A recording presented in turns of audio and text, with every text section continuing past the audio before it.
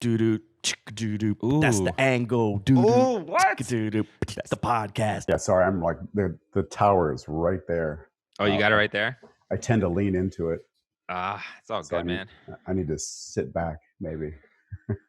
No, dude, do you, man? Sit comfortably, man. Sit comfortably, dude. But I did just hit record. But what's up, guys? Welcome to That's the Angle. And I'm joined here with Scott Hutchison. Hello. Yeah, and dude, your email is insane. It's like your name twice, and I always want to put an N, like Hutchinson. But dude. Yeah, I'm sorry about that. Yeah, it's all good, man. But man, I am super glad to have you on the show, man. I've been trying for quite some time. Yeah, thank you. Yeah, yeah, I'm excited to be here. It's a cool opportunity. I mean, dude, you're one of my favorite artists in the area. So I was like, dude, I gotta have this guy on. Like, your work just seems to pop up everywhere I am. I don't know if you know that. No, I don't know that, dude. Like, where are you? Well, I'm in D.C. and like at all the art shows, like it's like I just run into you or run into some of your pieces. So much that you probably don't even know this. You actually have ended up in 2 of my YouTube videos. Oh, really? Yeah, hold up. Actually, I want to show you too. Cool. I want to show you. I clipped them out specifically so I could show you. Well, okay. Super fine, right? No, but there's one that you don't even know about. Okay, let me show you. Right. Let me share. I've never done a share screen video, so it's all to be cool as shit. All right, so check this out.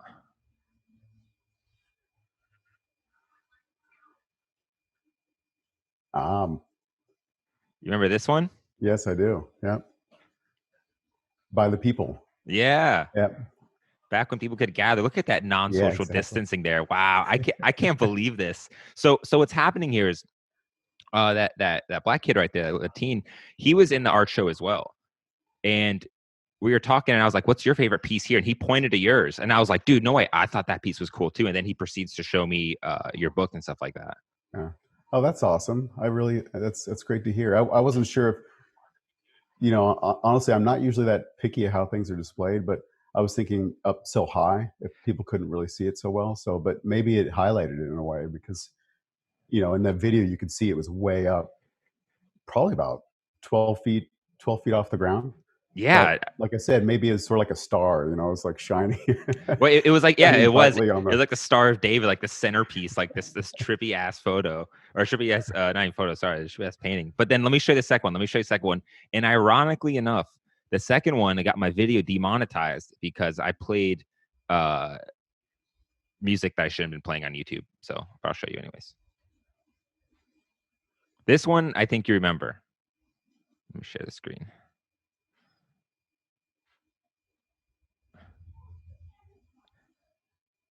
Yes. Yeah. I gave you a whole section. Look at that. I gave you a whole moment here. I even added you and everything. That was before I even did so this is the most recent one. Good old Superfine. Yeah, man. Yeah, they had to cancel Superfine this year. I'm not surprised. Yeah. It doesn't happen until end of October, beginning of November, but they've already decided that. Well, it's out of their hands, right? It's like there's too many unknowns. So that's cool. Yeah. So dude, so you've just been like popping up in my ethos, and every time I'm like, dude, I love this guy's work and everything. And so we actually chatted at Superfine, like you talked to the camera, but the thing is that my audio is so bad that I couldn't save it. So I was like, I'm gonna throw some music over this, and next thing you know, demonetized. So yes. So there's that. That's always lovely. I've had that happen before too. Have you? Yeah. I've actually had things happen. I had a piece that a time-lapse video of a piece that I did, man, probably 15 years ago. And I don't know when it was I posted it, but it took this long because it was such a, I don't know if it was not a very good video. It was like one of my first ones. And it took this long. I think it was about 3 months ago where it became demonetized. Right. That's kind of funny. It took that long where the one that you posted, again, I think maybe they're just backlogged, they're just going back to the old stuff. I don't know. So you make YouTube content too? A little bit, not very frequently. Do you do it? All of this, trying to get my work done, but. Do you do it there in your studio? Like you just do it out of your studio right there? Because it looks sick. So for people listening, the background of Scott's Zoom call right now is the craziest looking studio. I'm like having trouble focusing on your face because I'm just like so distracted by your sick paintings back there. That's the idea. Too bad they can't talk for Don't you, look man. here. Damn, right? Just like, Yeah, right. but dude, yeah, the superfine, like you were saying, to go back on that, the superfine stuff, like that was a cool art show. Was that good for you, like as an artist, like that art fair kind of setup? Yeah, that was the second time I'd done Superfine. I did it in 2018, and it was a total risk because I'd never done a fair before, Mm-hmm. and there is a cost. It's Yeah. it's an investment. And Superfine, at that time, you would look them up on the internet, and there was very little about them. Mm. They weren't as big as they are now, and so um, I did some digging and talked to a few artists and thought, okay, I'll go for it because also in DC has not had the most success with art fairs. Yeah, and superfine. Like when I did some research on it for that video, that clip I showed you, I was like, whoa, they're charging artists to be a part of it. Like there must be some like crucial upside to the fact that if you invest, that there's some sort of return on it. Yeah, yeah. The idea. Well, my thought was I went in as thinking in terms of advertising, Mhm. so I couldn't pay for that many eyeballs and that Well, that's much true. publicity, like in a magazine. If I had which I don't do magazines as far as advertising or anything. Mhm. So I thought the cost versus I dollar, if that's even a term, Oh, that's a good way to put it. was pretty good. So and also I'm local, and so I could stay here at my home. I wasn't Mm. traveling. It was just like a opportunity. I thought I should take, and I did pretty well for me. Yeah, Really, it was a really fun event. I'm not gonna lie though, it was like super overwhelming. I'm not like when you walk in, yeah, it's just like art, just art in your face, and you're just like you're sitting there kind of delirious, like where do I even start? Like it all looks so yeah. good. Like what is going on? Your brain is just so assaulted. Yeah, I actually thought, and I'm biased, obviously, but I thought in 2019, I thought that year was better than the first year, the 2018, the Mm. quality of work. But I think I don't know. I get a sense that there were attendance issues with it, and I don't know. We'll have to see in the future if an art fair in DC is a long term, if it can Mhm. hold up long term, because it is a fairly small community. It's You really know, small. yeah, like in New York, you can have so many fairs, running all year round. Yeah, Um, but also on top of that, like the superfine, it's just pay to play. There's no sort of like curation. It's just like if you got the money, first come first serve, you can hang up. Like, does that bother you? The fact that you might be next to some scrub who's been painting for like a year? well, yeah, they say there's a curation actually. So Oh, okay. I'm not on the other side of that. Hmm. So in 2018, they approached me actually. Hmm. So before they began, they I guess they scrubbed the internet. They found my artwork, and they contacted me and asked if I wanted to do it. Oh, So nice. it was like a cold call. Oh, that's So sick.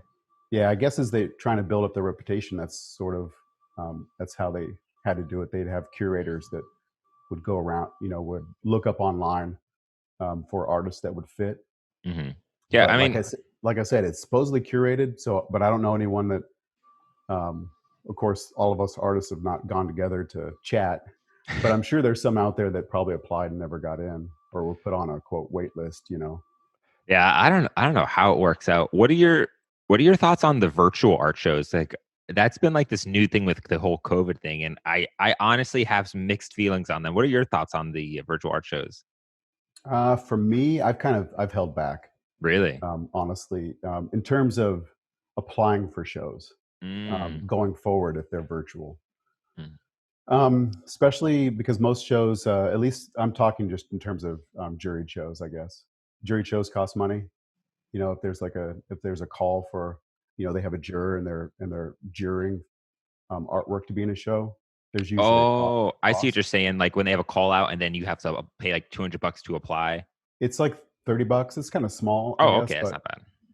but if it's virtual, artwork seen digitally is totally different. Yeah, that was the thing that threw me off. Is like I saw a couple that you're linked to that you're kind of some in your link tree and your Instagram, and I looked at them and I was just like, oh man, like this is weird. I was like, this doesn't hit right. It hits so different. Like you can't see the textures and the colors up close and really see that craftsmanship that comes with it.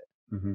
Yeah, I'm in 3 quote shows now, but those were planned before Oh, COVID-19, and so it's more just my online presence when I'm in an online show is to sort of reach a new audience, an audience that they already have or clientele that they already have, to try and say, hey, here I am.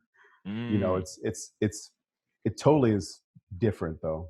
Yeah, Than from that aspect, it's like from your angle too. It's definitely more beneficial. It's like, why not? You know, the more people that see it, the odds that someone could buy it. It's like it's better than not being there. But from the spectator and from the viewer, like when I was scrolling through the gallery of the one of them you were in, I was just like, why does this feel like I'm on Urban Outfitters, but yeah, everything's just really expensive? I was like, this isn't fun. I was like, I don't like this. Like yeah, we need things to go back to normal, man, because I am so sick of art during the COVID that's like online.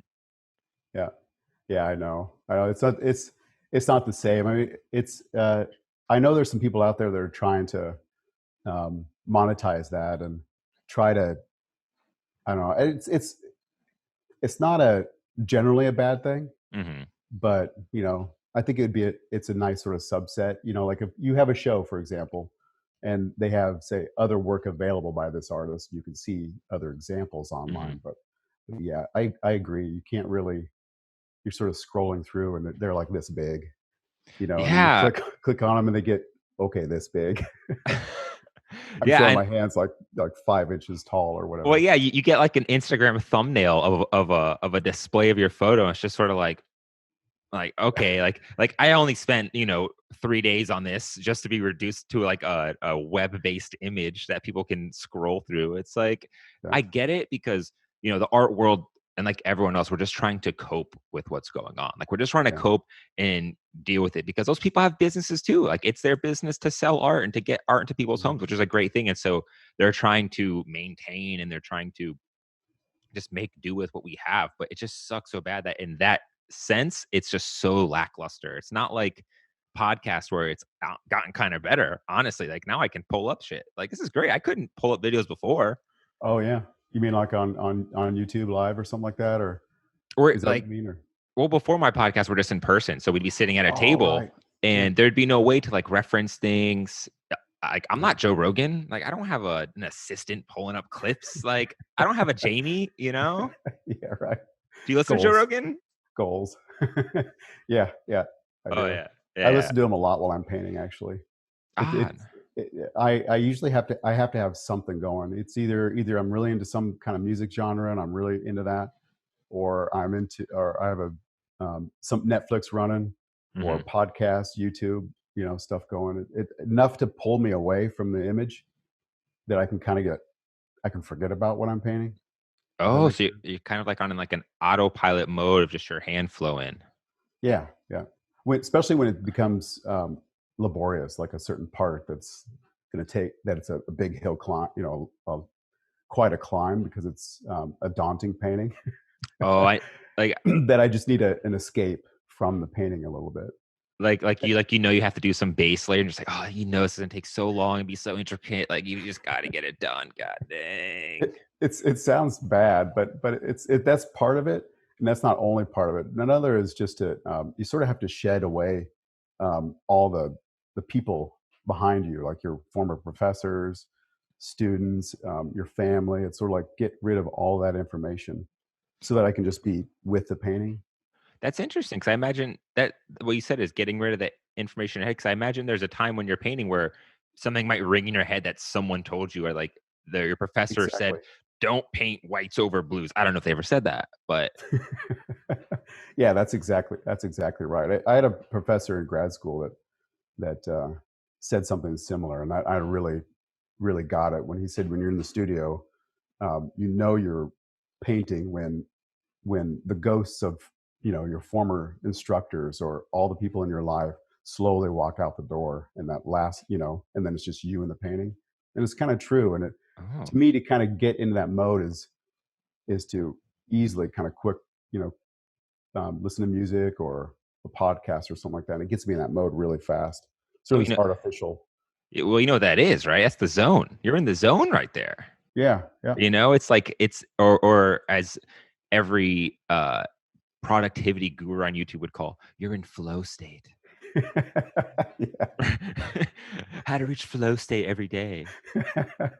I haven't heard of those. That's a good term. Yeah, well, it's like it's the state of which you are like in this very productive state of doing what you love to do with, and you're not thinking about what you have to do next, what's on your mind, that your weird professor telling you about some colored history or whatever it is. And so when you say that, you have to say flow state. You're going to flow state. Is that the deal? I always imagine some like emaciated hippie chick saying that. So it's like but if I remember correctly, you never went to school for painting or for art, right? I did. Oh, you did. Oh, yeah, whoops. Yeah. Oh no, what are you referencing the facts that I wrote on Instagram? I am. Yeah. I said something similar. I hated it when I first took it. That's one thing that, when I first took painting, I didn't want to paint. It was I knew I went to undergrad for art, quote art, but I didn't know what it was I wanted to do in the art field. And so, I wonder if you're referencing that, or if you're referencing in high school. I never, I I took my first art class because of a girl. It's like, so it's like, I kind of wonder if I'd be in this today. Well, first, tell me about you taking an art class for a girl, and then we're going to talk about the fact that you had no idea you were just doing some general art degree. That's more or less, yeah. So what the happened? Girl thing? Yeah. What happened with that? Well, I don't know. I used to be really religious. Mm-hmm. So I'm going back even further. I used to be really religious when I was in like a holy roller in school. What religion? It's Pentecostal. Okay. Yeah, I grew up Lutheran and then went Pentecostal, and so I would doodle these very bad, honestly, these very bad scenes out of the Bible, and they were awful. I still have them. I wish I had them here and I could show you how awful they were. But so I kind of dabbled a tiny bit, but so I knew I wasn't very good, so I wasn't going to take art. But my girlfriend at the time was really into art, and she was the art club president. Wow. And so I was like, oh, I'll take an art class. I can do that. And the art teacher was he's a really great guy, really inspirational, really funny guy. And so it's like, what do I have to lose? And then I actually fell in love with art, but it wasn't anything specific. In high school, it's sort of like you dabble. It's like you try this, you try all these different things, and I liked it all. That's interesting. Yeah, but what's crazy is that I always find that what you do in high school, those become the things that are really important to you when you're older. Like you don't realize it, but in a way, those early years, especially like the high school years, the passions you develop then become the passions you still love later and hang on to. Yeah. I mean, I guess, with me, it was art. I kind of have forgotten about everything else in high school. Sort of block that out. I mean, same. I just smoked too much weed. That's why I forgot about everything in high school, to be completely honest. I don't know if that's Pentecostal, but yeah, I was when I went to college, it was the same thing. It's like, oh, I'm just going to try all sorts of things. And I really got into drawing, and I was going to become a drawing major. Slowly I was taking more and more drawing classes, and my professors steered me to painting. They said, you'd be, quote, more marketable if you're a painter. Interesting. I was like, that's weird. And they said, their rationale was that if you can paint, then a school, because I was thinking about becoming a teacher at the time, a professor. And they said, well, then a school can assume that you're a good drawer, that you can draw. Oh, I didn't even know they were separate. I didn't know it was you either a painter or a drawer, like professionally, if you were to separate. I didn't know that they were two different fields. I always assumed it was just kind of the same path that you did both of them concurrently. Yeah, on the degree it says art, quote, or semicolon, painting. It Mhm. could have been art, semicolon drawing, or But ceramics, or drawing sounds like just like a little sort of like crafty, or painting sounds like kind of sexy. You know, it's like yeah. painting. I Like, mean, you know, I think they were right. I mean, there's a hierarchy. That might rub some people the wrong way. It's whether it's true or real, but there still is a perceived, I think, in the art world that painting is, so many people have claimed it's dead over the years. You hear painting is dead what? quite often. I've never heard that. You never heard that? No. I know in art history, especially contemporary art, that's been said a lot, and Why? it's a. I think because the what painting can say, Mm.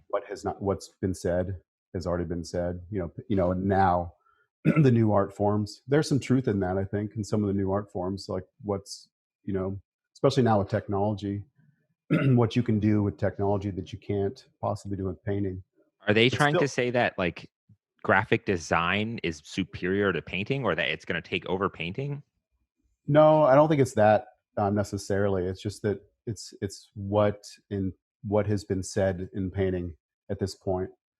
Ah, like there's nothing And left to say. Like you can't invent anything new.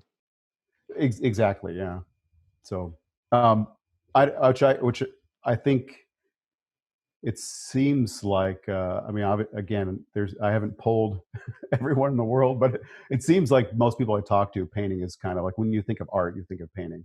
Yeah, like painting to So, me is like the superior art form. Like photography is like the one that is like the redhead stepchild. No one respects that, but there's no famous drawers in the Smithsonian. It's all paintings. It's like painting is the top of the mountain. At least I think, in like my opinion, and then also in just the market too. Like, yeah, I mean, it's been a hard road for some of the other artists to kind of get an edge on painting. Like you say, graphic design or even photography. mhm. To have, I mean, the National Gallery has a um, pretty good record in terms of photography. And in their permanent collection and everything. But still, that's taken a while, I think. Yeah, but painting, I think, is superior because you can look at a photo and probably think I can do that. You can look at a great photo. You can look at a great photo and think that, like, oh, I could probably do that, and you probably could, like, if you just copied it. But I can't look at a great painting and be like, I could do that. Like, you just know instantly that you can't do that. Which I think maybe that's why, in my opinion, maybe that's why it's more respected. Okay, it could be. Yeah, I don't know. I mean, I that's can. just my stupid brain like hypothesis. Yeah, I've. It's funny, like what I see that I can't do, it sort of makes me depressed. Like when I see a painter, it's like, oh no, Who and is that for you? but it's usually not technical. Oh. It's because I feel like I can technically do. This sounds really. Um, I should be more modest, but I feel like if I set my mind to it and spend enough hours, Hmm. I can paint pretty much anything. Mm. But some of the usually the artists that have more um, a rawness to it, that, that there's like their soul is on the end of the brush. I don't know how Mm. else to say it, but it's like that. But it's sort of like a painter looking at another painter and appreciating the uh, the immediacy and the what not to paint versus what to paint. This sounds kind of strange, I suppose, but No, it's but not some strange at all. but sometimes I'll look at a painting that's technically superior and Mhm. it's almost too technical. Mm. It's sort of like it's riding on the technique. I see what It's, you're saying. It's like it can be too polished. Like sometimes that's you it. could tell they're thinking too much about their professor or like what their grade's going to be on it. It's not so they're not expressing because they're like staying within these mental bounds that they would probably learned under. Yeah, and that's sort of where I'm always fighting against with my own work. It's like to finish or not to finish, to go Mm. thick or thin, or to show some of the canvas coming through. It's trying to retain some of the life of the material instead of Mm. beating it to death. Mm. like just letting it flow and not overthinking? Is that a thing? Like maybe Right. Yeah. Yeah. And it's like, I feel like I need to take take some like just graffiti. I've started thinking about adding some spray paint to my work, or interesting. impasto or gold paint, just like to try and get out of my comfort zone, I guess. Well, graffiti will definitely make it look raw. That's a fact right there. Yeah. Like graffiti teeters that line of like, is this professional? I don't know. Yeah, that's true. I know. I mean, I guess I know very little about graffiti. Quite mhm. honestly, I'm stupid, but I wonder if there's like if it's seen, because there's graffiti art and there's what I think vandalism. Mm-hmm. It's like what's the are those lines blurred? Is there a line at all? Do you happen to know?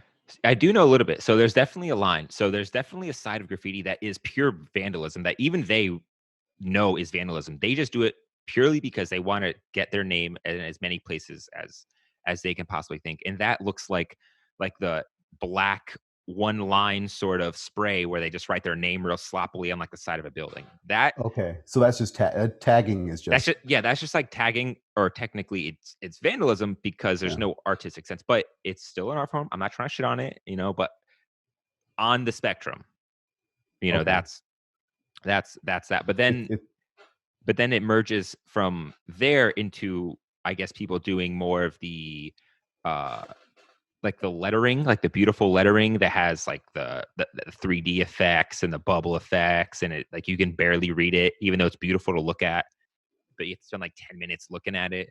Yeah. Yes. Which is bad marketing if you ask me. Like I don't know who thought that was a good idea to like make something beautiful and make it so no one can know who did it. Like that's like you guys need a better PR here. But yeah, there's a couple local artists like that use this sort of graffiti mindset. Like Nicholas Zimbro, for example, is one of them. And a friend of mine, a former student, Alex Beck, is a good example. Like these guys can paint and draw anything. Whether it's landscape to figure to still life, and they incorporate it all. Mm-hmm. And it's sort of like I see my work as a channel of like with blinders on, that it's figure, no background, hardly ever any background, just figure. And when I see someone like explodes the subject matter, Mm-hmm.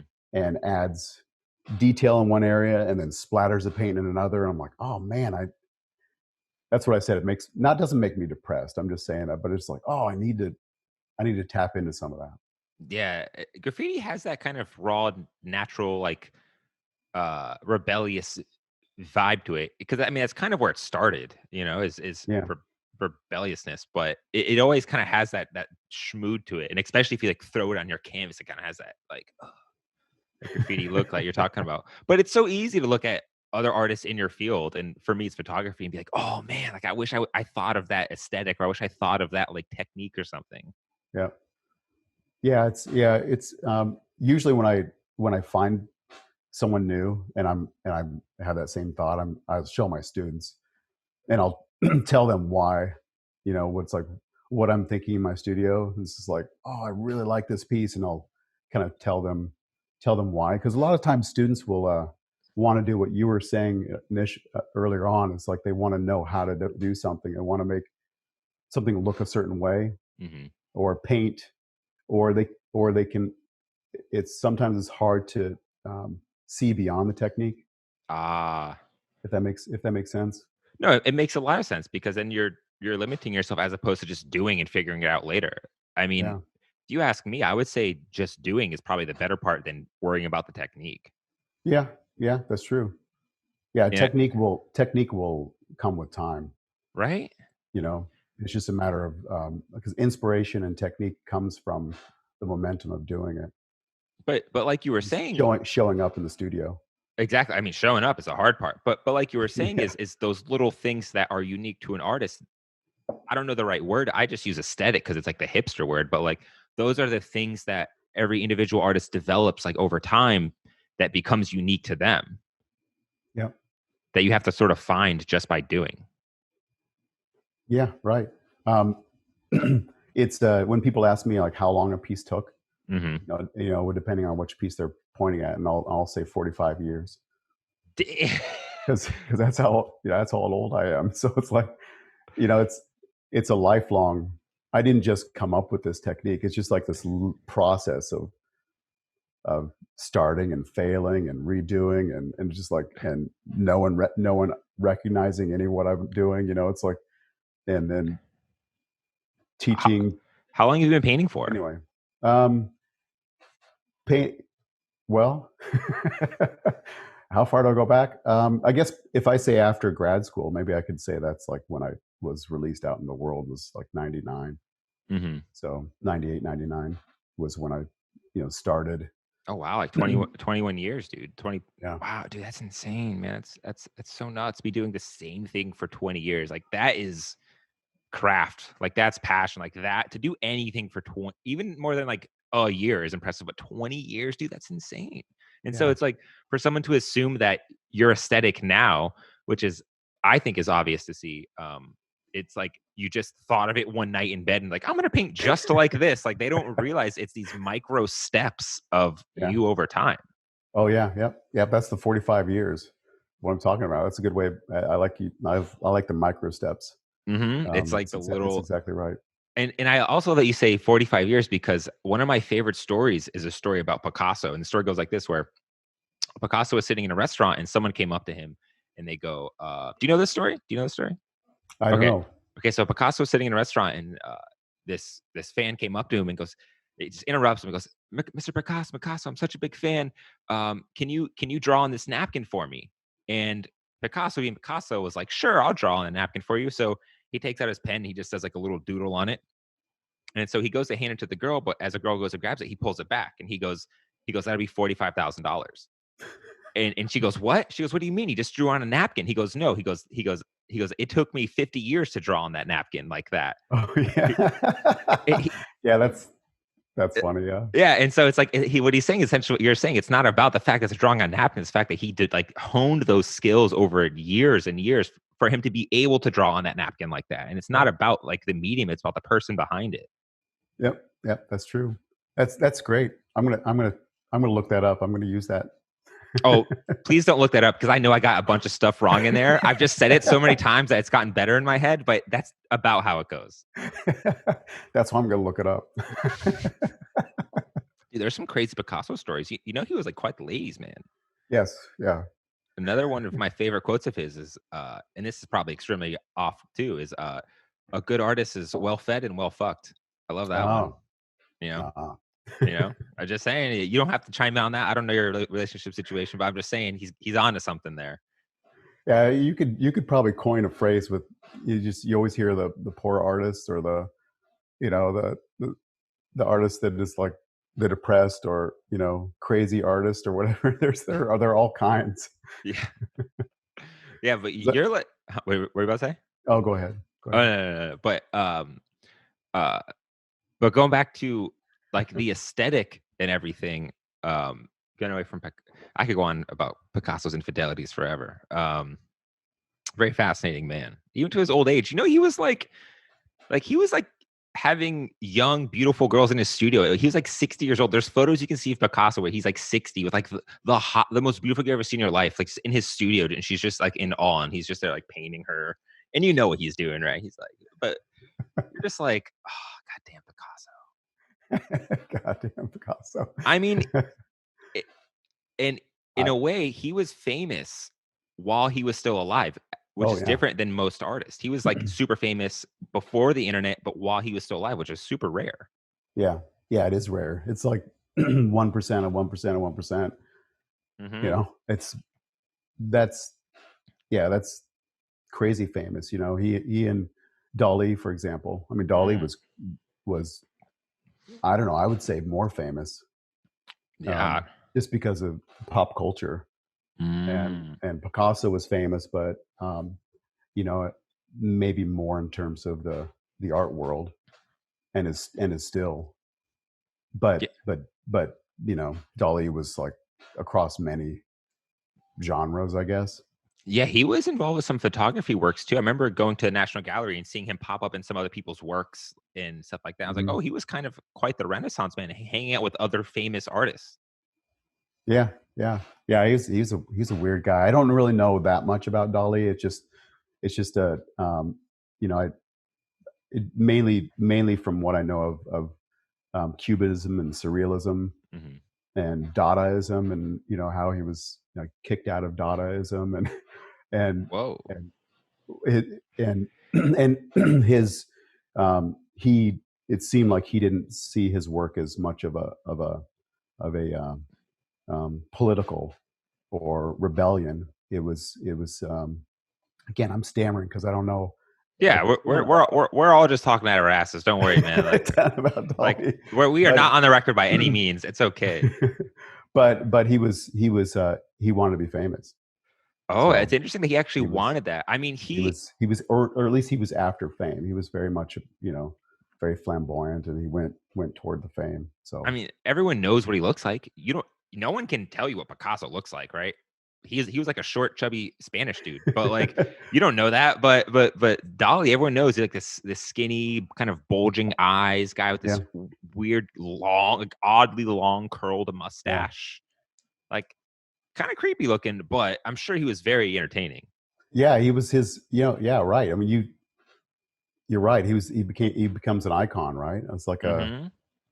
you're right. Like his image, everyone knows. That's a good point. Yeah, so So like when you say that he wanted fame, it makes sense just by the way he may have dressed. It's like you don't dress like that if you don't want the attention. that's true. That's true. There's like something there. We're like figuring out these great artists, right? It's just kind of interesting. Like I wish we could like just Zoom call in like an art history expert to be like, actually, That's right. Picasso didn't Wrong. say that. Yeah. Oh God. This is why you need your Jamie, and you can kind of have them looking it up for you. Well, I'm my own Jamie. I just have like my Finder here, and I can just pull stuff up. But speaking of stuff that I want to pull up, uh, so one of the recurring things, you know how I showed you those videos? Yeah, yeah, That first one, and I'll pull up the photo. It's a piece that shows up a lot in your work, or a piece that I guess you've shown a lot, and it kind of has like a lot of your like modern aesthetic and stuff. And I'll pull it up right here. Let me screen share. And yeah. it's also one of my favorite pieces of yours. Oh my God, why am I getting messages? This is so annoying. Hope you can't hear that. There we go. You see that? Oh yeah, yeah. This piece, dude. Okay, so I didn't say this earlier. But I want to talk about this piece because this is the same piece that boy showed me that he really liked. But this piece, like, after I went through the whole gallery of that art gallery, and this was the first one I saw, seeing this was like a refreshing art piece for me because everything was good and yada yada yada. But it was until I saw this, my first question was like, how much weed does this guy smoke? And my second question was like this is really cool. This is original shit. Like this is something new that I haven't seen. Like it felt like someone who had their own voice, which is something I really enjoyed about it. Oh, thank you. Yeah, this is metamorphosis. Hmm. Is and in a way, the metamorphosis is well. First, I want to say most of my work is kind of I feel like it's a self portrait or a journal entry. It's in my own life. Like um, I think back of what was going on in terms of my evolution as an artist, Hmm. or is as in regards to this one, or with other pieces, I'll actually be going through something health wise, or something's going on in society that I internalize, and then it comes out as a painting. Hmm. Where Metamorphosis was one of my first pieces where I really abstracted the figure this much and Mm. totally modified the color. Like the skin tone is these vibrant greens and purples and pinks. This was bold for me at the time and kind of a departure from, because work before this, a lot of my work before this was were very brown. All the work was, quote, skin tone, the tone of the actual person. So The color. this was like the start of you doing the sort of like blue green sort of aesthetic that I kind of Yeah. see you doing a lot now. Yeah. So in a way, the metamorphosis was, I'm talking about myself too. It's like I felt like there was a light turned on, and I was like, oh, I can see something happening here. And so I'm also going through that metamorphosis. But this piece is kind of indicative of what I'm doing with most of my work is I'm collaging multiple, on the computer. I collage actually multiple poses of the same model, sometimes different models actually, sometimes multiple models are in, but this is of the same model. And so you took the original photo of that model. Yeah. Yep. Oh, interesting. Yeah. I'm inspired by the models, honestly. So when she posed for me, I took probably about 50 photos of her and just had her do her thing. I didn't guide her at all. And so I took photographs of her, and honestly, I had no idea what I was going to paint. Sorry. So we got to the computer and I just played. And to collage this piece, it probably took me 8 to 10 hours because of just trial and error, just trying to figure out what am I doing. And then all of a sudden, not all of a sudden, because it was 8 hours, but this image came out of it, and I knew. I was like, oh my gosh, this is something new. And I've got to paint this image. It doesn't look exactly like this. There's obviously modifications, and there's certain things I can't do in Photoshop that I can do in painting. But so you were like taking the two images and sort of putting them on top of each other in Photoshop just to kind of come up with like different variances. Yeah. There are probably about 7 or 8 different poses in here.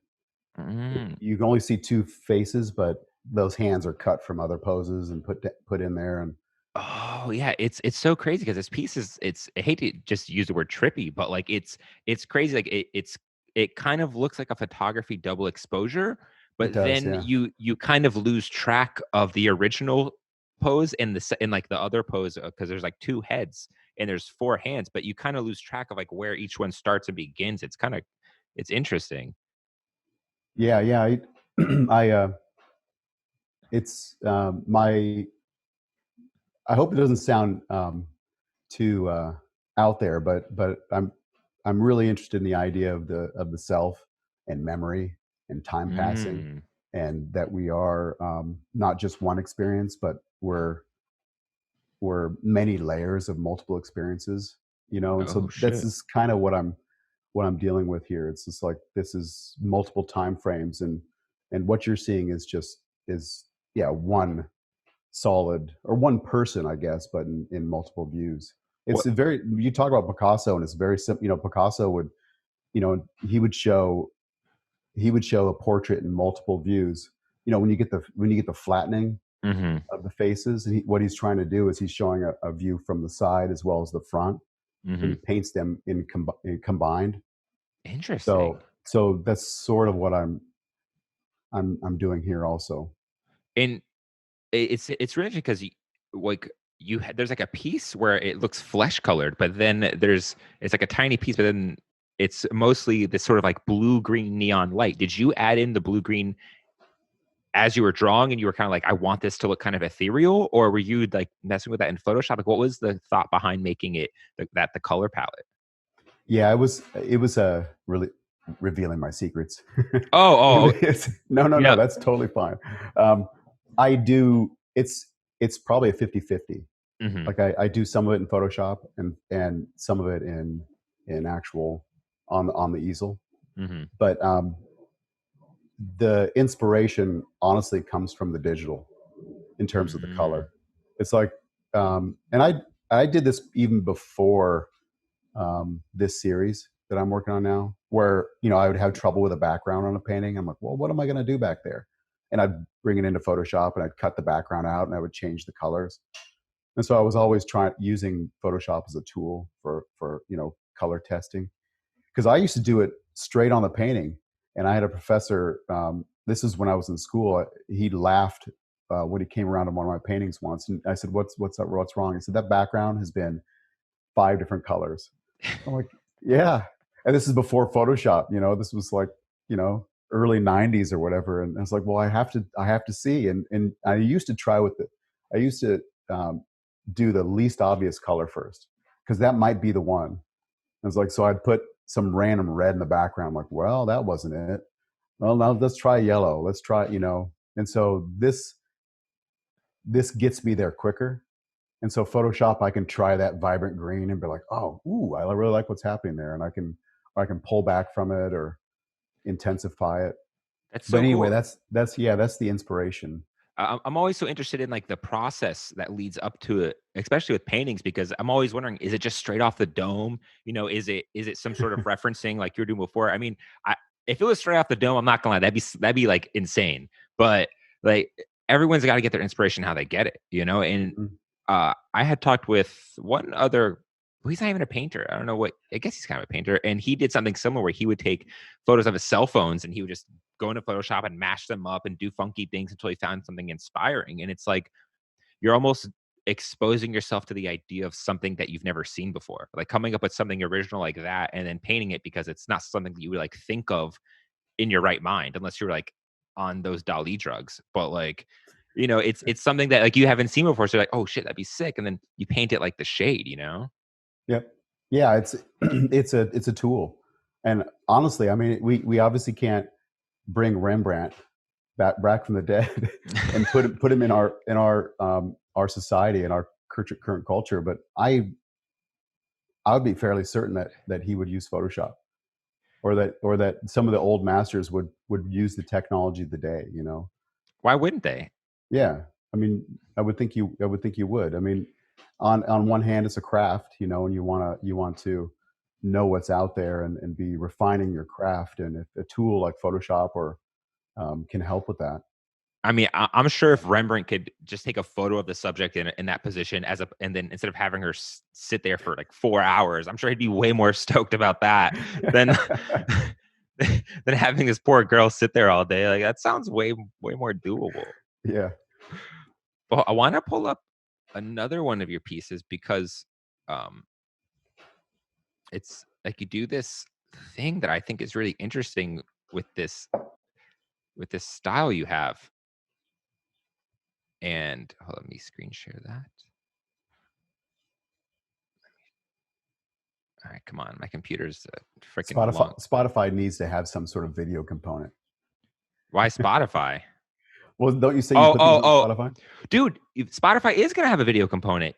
Oh, they are? Dude, so did you not hear that they bought Joe Rogan's podcast for like $100 million? I did hear about that, yeah. Yeah, so they're going to like launch the video aspect with Joe Rogan's podcast. So if you ask me, like I will 100% be posting all my stuff on Spotify as well, because it's a new frontier. And if you ask, I think Spotify is probably one of the first people that could even compete with YouTube.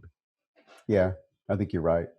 It's funny. I guess I knew he made a deal with Joe Rogan, but I actually, for some reason, I didn't click that. I thought, oh, is he just going to post his videos on YouTube and then like later on? No, they bought. But it sounds like it's all gonna be moved over then. Yeah, they bought exclusive rights or licensing rights. Not they didn't buy the podcast; they bought licensing rights, which leaves a power in Joe Rogan's hand, which is very smart. And it's like a 2-year contract or something like that. And what's going to happen is he'll leave the clips up on YouTube, but the video and the full podcast are going to be exclusively on Spotify. So that'll be kind of nuts to see how that happens. Yeah. Yeah, that's cool. Right. But anyways, so this one right here, which is something that I think's cool with what you do, is like you have this sort of main emotion, like this main painting, but then you almost do like a second painting on top of it, which is like the girl that's a little more flesh tone, but then this sort of like ghost looking girl spinning out of her, and it's kind of like 2 different feelings. Mm-hmm. Yeah, that's that's the same idea with the portrait of the person, or the person being described through multiple moments. Mm-hmm. so that we are complex. We're not, we're constantly changing. Or at least I hope we are. I hope we're growing and and changing. And so this is the idea. It's like the two moments. I actually I sort of feel like she's looking at us, and I don't do many pieces where the figure's actually looking out at us. And my sense with this one is that it's like she knows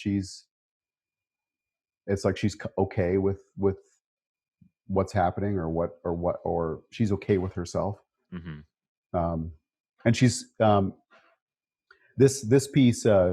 Actually, there's a nice story about this. Is that I worked with an independent film director on this piece. There's a trilogy in France that this independent director is working on, and she approached me through Instagram and said, "Would you be willing to do the poster for our film?" Oh, whoa! And she said, "I can't pay you." Uh, and, and I said, "Well," I said, "as long as I can use images of the model, and I have rights to use those images, then it's a trade." Seems like a good trade. And so, actually, this piece, I told some of my colleagues about this, and they're like, "Why would you do that?" And you never know where inspiration is going to come. And so I took it, and I worked with her, and I did end up creating the poster, which is not this image, but this is of the model, and this is a separate image I did of the model.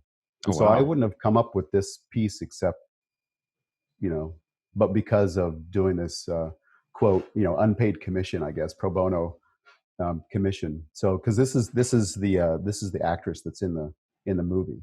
Oh. So is this tied to the subject of the movie, or is this kind of your own sort of riff on? I haven't seen the movie. It's not out yet, so it's not finished. So this is my own. So what I would do is I'd work on the computer digitally, and I'd send her like, "This is what I'm thinking," and it was like yes or no, yes or no. And I think I did probably like 15 or 20 different digital collages of the actress. Interesting. And I've painted I think 3 or 4 of those. I mean, if you ask me, I think some of the best opportunities come from random shit like that. That's like, hey, here's an opportunity. It's kind of pro bono, but you never know where that could have led. Like, you never know where it could lead or where it might happen, or like the new inspiration you might get from it. I found that some of my most inspiring photography moments were from stuff like that. Yeah. I was actually hoping. I did it on a whim, right? I mean, she contacted me, and then I said, as long as I have rights, and she had, the actress signed a contract and stuff, so it's like I can use those images, but I had no idea. I didn't even know what the images would look like, if they'd be workable. I sent her example, like, this is, I'd like it to look similar to this, high quality, black background, so I can kind of collage them together a lot easier instead of having a bunch of stuff, one directional light source, because I always like working with like one nice light. So there were certain things that I needed to do. This one I'm pointing at right there is the poster. This one. Oh, nice. You can barely see it. It's kind of like looks like their head and their neck tilted up towards like a light coming from above. From a distance, it looks like a bowling ball pin. Actually, it kind of does. I guess, yeah, now that I think about it. But yeah, that's the poster. She approached me because her movie, she thought the movie fit my current style. So it wasn't that I needed to change anything. Well, like, then you have photos like this, which to me are a little more, I guess, maybe haunting for some people. But I think it's super sick. I love that I can just pull these photos up like this. Do you feel weird about me doing this? No. Okay, cool. Like this one, yeah. which I thought told like a crazy story just by looking at it. Like, it's clearly about like night terrors or whatever it is, but it's like there's 3 images of a girl like tossing in her sleep, and like there's like the main one that's flesh colored, but then you do your signature style where it's like they're sort of these blue ethereal versions of herself with different emotions. Yeah, this is actually a study. This is meant to be a study for a larger piece because I have plans on doing and there's more of her. Actually, Mm, it's quite larger. mhm. So there's hands coming out, and it's even more. Um, except for the figure on the left, the figure on the left, there's a lot of emotion and energy there. There But the is. rest of it's fairly kind of quiet, I guess. Well, I mean, But I no, don't know. She has like these marks on her wrist right there, like look like bite marks or something. I'm kind of noticing it now. And then there's like this blue hand going across her neck. Like, whoa. yeah, I like the tearing of the figure, honestly, and Ooh. the merging of it's like coming in and out of reality, Mm-hmm. or you're fading out, and that's yeah. I end up putting that red in, just tying it into the shadow because I wanted her to sort of feel like she's her hands almost looks like it's coming out of her chest, like it's raising out of her chest, like she's made of some other material, but Mm. or either that or she's falling apart.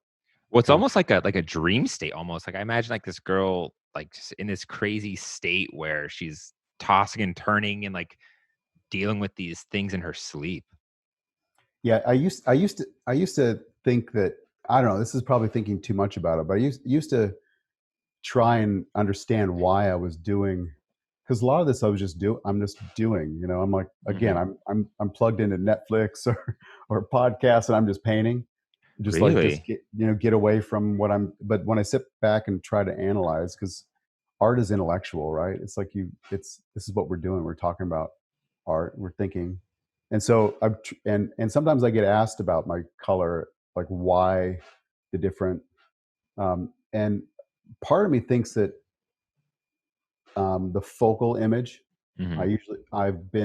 I've played around with keeping that natural looking, and then whatever you're not supposed to notice or is supposed to look similar to like a memory Mm. or time passing, something in the past or Yeah. possible future. That's where I'll change the color or fade it out or you know somehow push it in the back. So like that one you were just showing, her face is more of a quote normal skin tone. Mhm. There's some warmth to it, but then the ones around her are bluer and kind of faded out.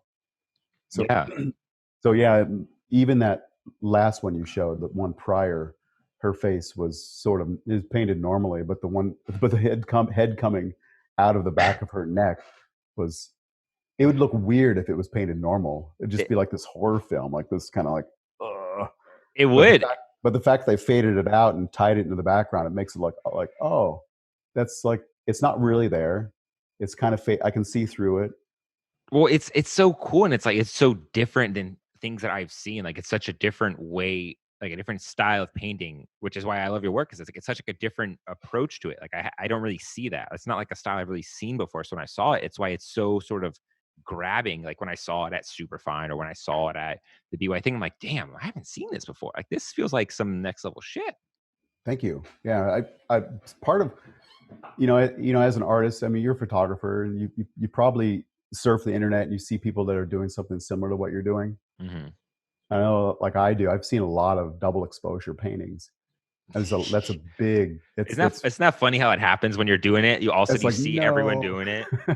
That's but that's how it hopefully, works. yeah. Hopefully, I bring something different to the table as far as like I'm trying to like explore it, but in an emotional side, or an abstract, kind of playing with the abstract, like in terms of the color and the.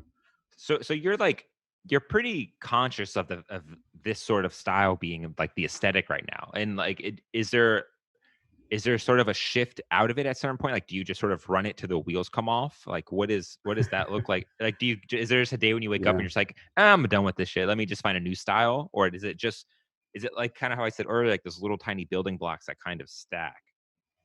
I've had I've had many moments in my career where I've just stopped. Hmm. It's like I'm done.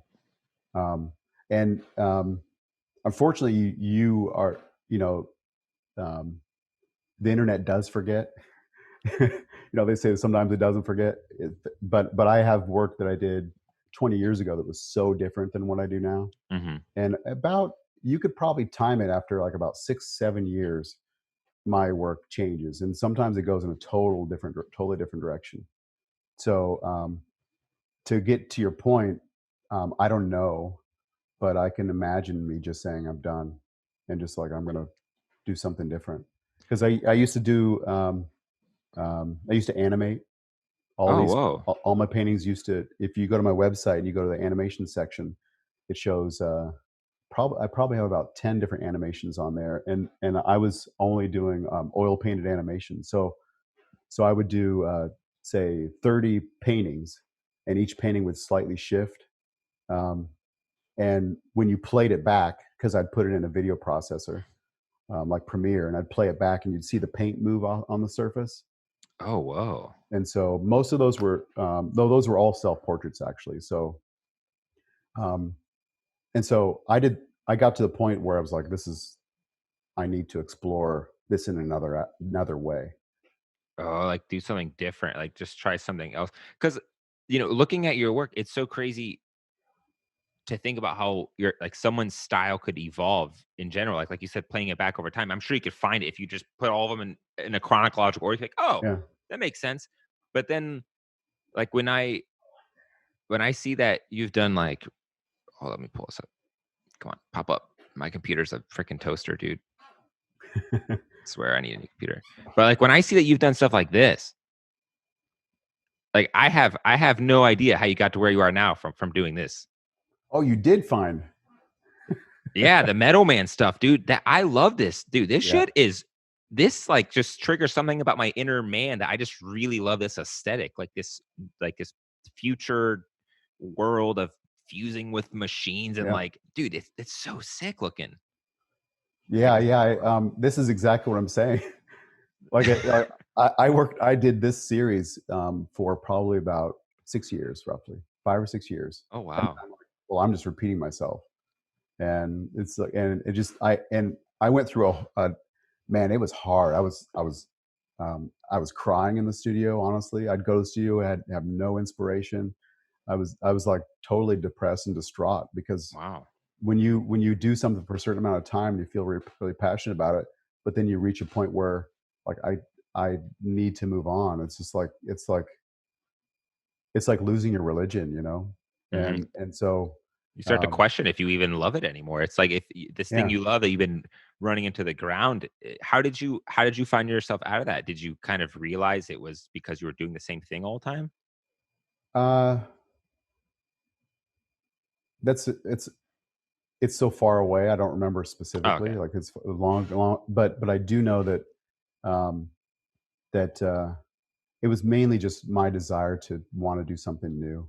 Really, Mm, it's like and how do I grow, mhm. from here, because this was so um, stylistically locked. Yeah. It's like I had a hard time promoting this work actually, because it remained in this sort of sci-fi genre, and Oh, I can see that. it was It really, and people who liked it. And I was still very early on in my career, but people who liked it were teenagers, and at the time, No, or damn it. college kids. And it's like, how can I can't keep painting these paintings and holding on to them forever. I've got to find people who are interested enough to buy them, Yeah, to rationalize at least on some level. That sounds really kind of lame. no, I mean, it's not lame because you have to be making money and selling stuff as Yeah. artists, but yeah, it's like, I can see that. I, It's s- cool to it's I still have all three of those paintings. really?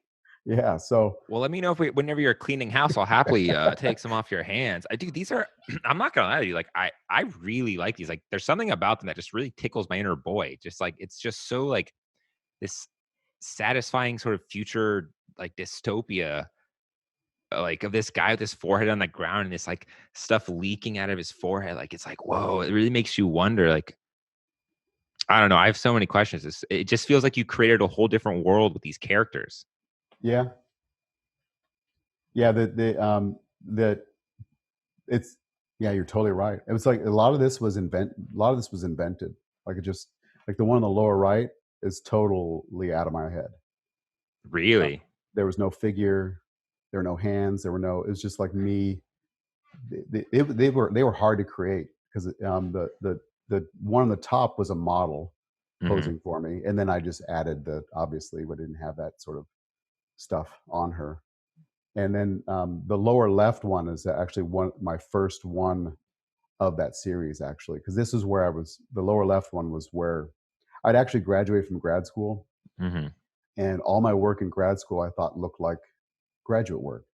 They were of the time and in that sort of culture at GW. And so when I left, I was like, I took a page out of Chuck Close. Chuck Close said that when he left grad school, which was all abstract expressionist, he's like, how I'm going to do the exact opposite.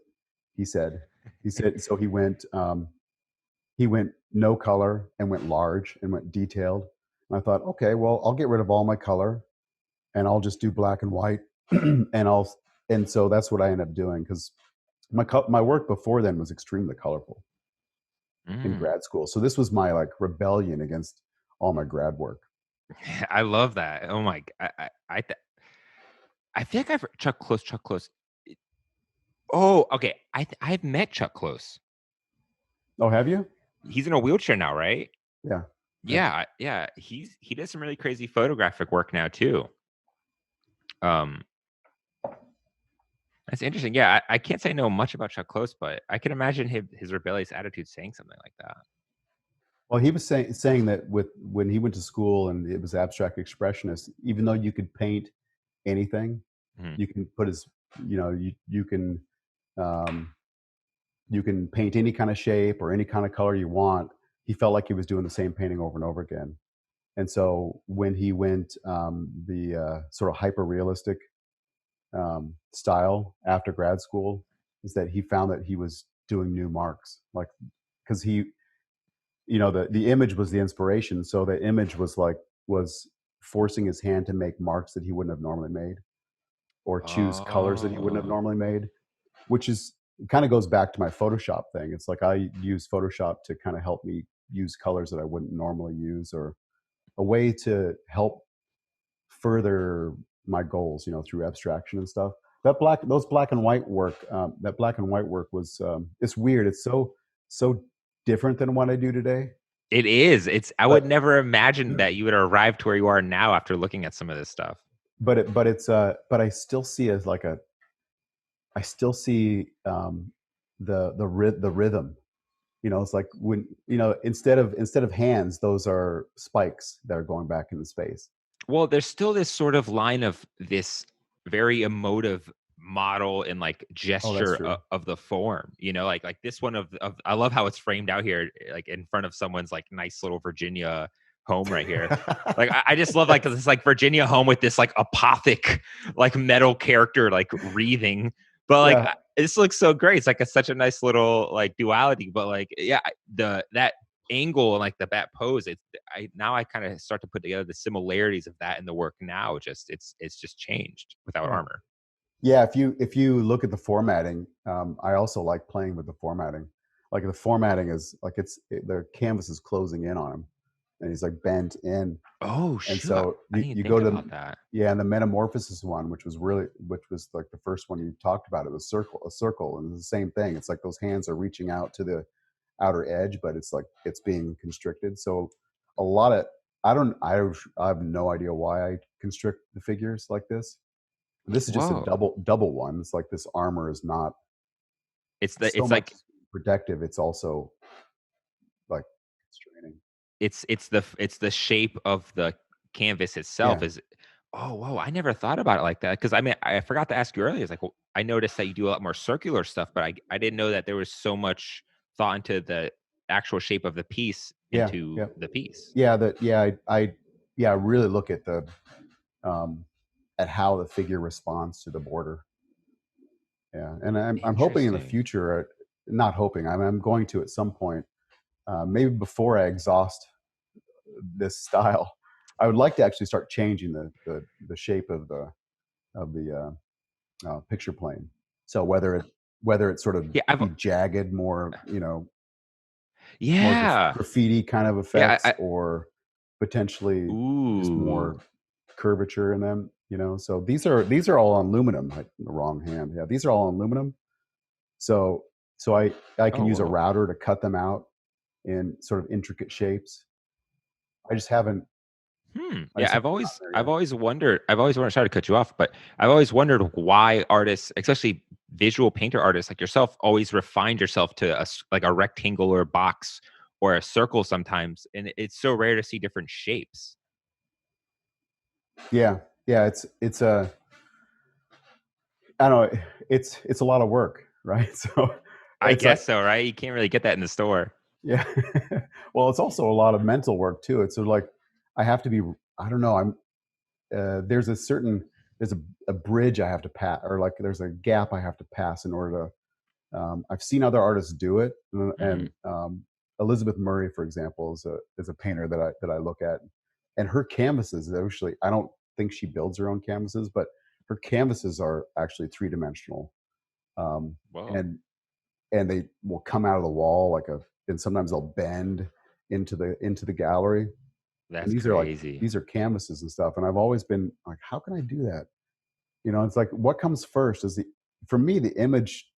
Honestly, the image usually comes first, the Hmm. model, and then I play with it on Photoshop. But then the border is sort of like um, pays homage to the image, or I try and enhance the image with the border. And I haven't yet kind of played with that. I need to. It's a good conversation because I need to remind myself that I've been Wait, wanting to do that.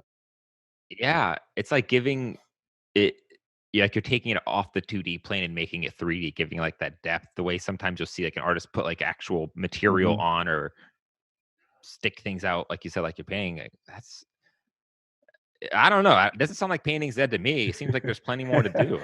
Yeah, and also the technology. I mean, like I said, these are on aluminum. So man, I keep doing this, pointing the wrong way. These are on aluminum, so there's a freedom there. It's like, well, uh, as an artist, you really have to. I find know your medium and be willing to either push it or rationalize why you're using it.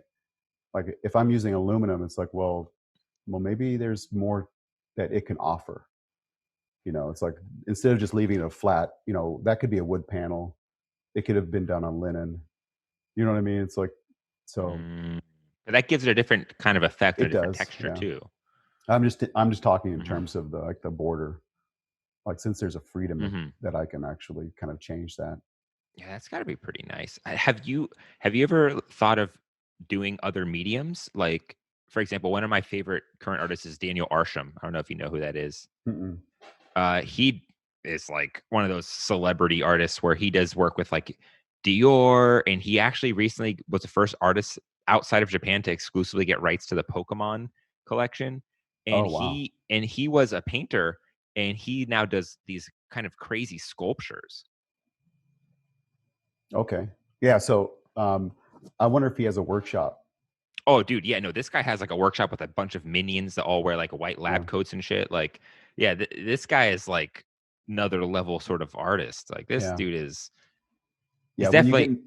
When you get into like the blue chip artists, Mhm. they're called, and like blue chip stocks. Have you heard that term before? Yeah, that's like the really expensive artist, right? Like the sort Yeah. of high tier, I guess. I don't know. Is that am I right, or can you help me with Yeah. that? Yeah. It's like the sort of quickly becoming sort of like really popular, and it's like it becomes an investment. If you buy their work, it's like an investment. The blue chip artists, and like you said, it's like they're sort of higher tier. I find that I wonder.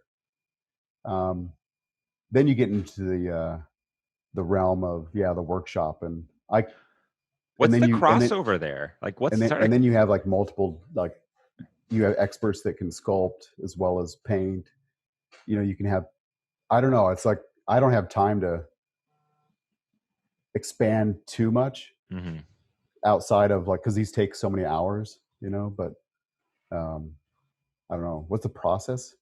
Well, like, at what point does someone become like a blue chip artist, become like a cause, or become like Arsham? Like, at where is that shift where it goes from someone like you who's maybe at their like really sick looking home studio to having a full studio with assistants and, like you said, like specialized sculptors and doing all these crazy collaborations? Like, what's the sort of separation there, at least in your mind?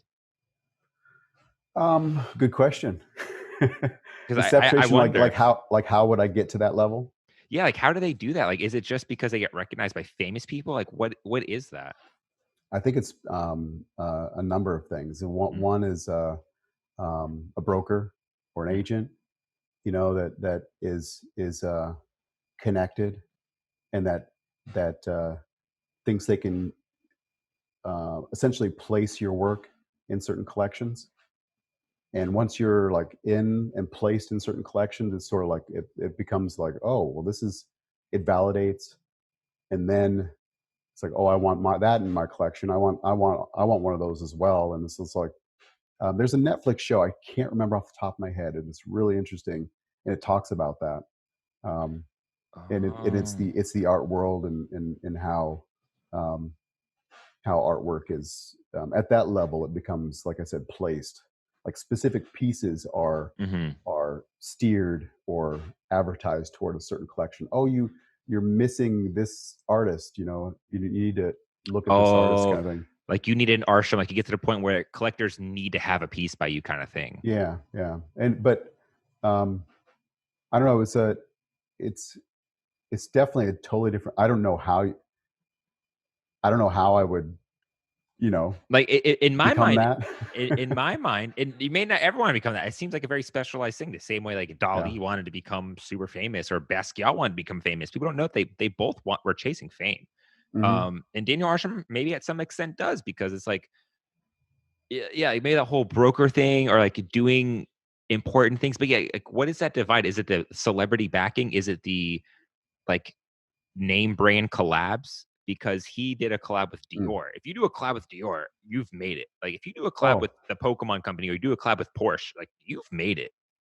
Like there's no questions there. But like I think there's multiple ways these days. It seems like there's a lot more ways of getting to that, not necessarily that level, but become well known in your own right. Whether it's through YouTube videos, and showing what you do and being just honest about it in your studio or whatever, becoming well known that way. Like you said, collabs. I think that's totally valid. It seemed like a hack to kind of getting more eyes and attention and fame is collabing with people. Yeah, I mean, it's a. I don't really. It's an interesting question. Like, I've been so. I'm kind of a hermit when it comes to, like, I just I do my thing, and I'm like in this, and I do it the best I can. And I'm definitely not at all like dreaming that just because I paint it, it's gonna, people are gonna love it, and it's gonna be bought up by someone. It's just it's all about the art. It always has been about the art, and I don't really know if I would be okay with having a workshop if I end up becoming well known. Would you be comfortable? I don't think I would be comfortable with it. Really? So that's just my. What if you couldn't control it? Like I feel like that could easily happen to someone where you may not want it, but it could happen. Like you're just, it's like it's undeniable. It's like the shit's good. So it's like, damn it, I didn't want all this fame, but now I have it, and now I have people DMing me to be my interns, and I have big brands offer me hundreds of thousands of dollars to do collabs. How could I say no? It seems like such an easily it's like, it seems like a good thing, but it could also seem like a very slippery slope once you start going down it. Yeah, that's true. I mean, if you're getting 6 figures for a painting, I mean, wouldn't you just hire someone to help you produce more so you can make even more? I mean, of course, I'd love to just do a concept sketch and just all of a sudden, poof, it happens. Like, yeah. I just wonder how much, at least for me, because my work is so tied to the process of me like exploring. Like I don't know where I would disappear. Like if I would disappear, and it's like, oh, I've seen that painting now like 20 times. After you get to a certain point, I feel like I don't know. It might actually be interesting because I could expand on scale. I could change. I could work with more figures, and I could have like a, like a Rubens. You got like, like 100 figures in one painting, all like distorted, and I mean, I could see how that could be really interesting. Like, Versus my small little like one figure that's been abstracted. yeah, like, You know, and that's something I've there's always some wondered. possibilities. That's something I always wondered about painting as well, is like why scale is so impressive. Like I can't figure it out, but there's nothing more impressive than seeing those big ass paintings at the portrait gallery and Yeah, sitting there and just taking them in, as opposed to seeing something that's like 8 by 12. Like, there's something that's just more impressive about stuff being bigger. yeah, yeah. I agree. It's like it's sort of like you're absorbed into that world, Yeah. What's and the biggest thing you've painted? uh, probably 7 foot by 7 foot. Damn. It's now rolled up in the basement, but it's like there's no the market for that. I don't think I ever showed it anywhere either. It was great in the studio wall, but then getting it somewhere into a gallery Uh-huh. to there was just at the time that was an old piece. It was like one of my Metal Men figures. Hmm. So not only was that genre hard to break into a gallery, but the fact that would take up so much space made it harder. So Ah. I and that was before social media. Oh man. Well, it's almost like it's almost like, and actually, I feel like I told myself this was wrong as it's about to come out of my mouth, but I'm going to let it come out of my mouth anyways. It's like Go for it. it's like the masterpieces, the quote unquote masterpieces, tend to always be bigger. Like, they always have like a not a 7 by 7, but they always have like a bigness of scale. Like for instance, when you think of the Mona Lisa, everyone's always surprised by how small it is, It's tiny, right? yeah. Because you're already thinking it's this massive work, which is kind of Oh, I get telling. you. Like, right? It's kind of telling. Like, even I did it when I saw it at the Louvre. I was like, that's it. I was like, fuck, that's it. Like it's not even like 3 feet by 3 feet. It's like 11 by 11. You're sort of like, it's like we equate these things with scale. I don't know. I just find that so fascinating. Like That's the same. true. I thought you were coming at it the different angle. That's Mhm. interesting. You said all masterpieces are larger, and I thought the Mona Lisa. I was like, well, no, that's small. But then you said, See, well, it's because you're saying, well, you just assume. Yeah, we do increase its size. Like that's totally true. That's interesting. even like thinking about people, right? When we think of someone big and powerful, and like you always imagine them bigger than they actually are, Yeah, right? Isn't that yeah, weird? Like, what that's a true. weird human thing. I've never thought of that before. That's why I think my dick's enormous now. And that's why we're doing podcasts, because I can say shit like that. Is it famous? It might be. I don't know. If it is, I'd like to know. Cut me a check, Pornhub. I don't know what I got floating on around there. But like going back to like, digressed into like what the blue chip sort of idea. In my mind, it almost makes me wonder if there was this sort of moment that put them on the map. Like if Daniel Arsham had Oh, like that one gallery exhibition, or like that one piece, or that one thing that sort of just like exploded him. yeah. I guess you'd have to ask ask him. Trust me, But you're I'd love to ask him, but maybe I'm being romantic about the notion of, of getting to that next sort of plateau of artist clout. I don't know. yeah, yeah. I think a lot of it is accident. It's got to be like just fate. It's like a person that sees the work in Like, person and maybe meets you and be like, sometimes I feel like um, at least with investors, mhm. don't they sort of invest in the person? Yeah, It's the idea, but it's like, well, I like their idea, but man, they're that person's a go getter. They're independent. They're really passionate. So maybe he's also very like, you meet him and maybe he's like very, oh, I he's see. with it. He's very passionate. He's like, oh well, he's going to be around for a long time, I see what you're saying. Like, they got that aura possibly. of greatness around them. Like, you just kind of meet those people. Yeah.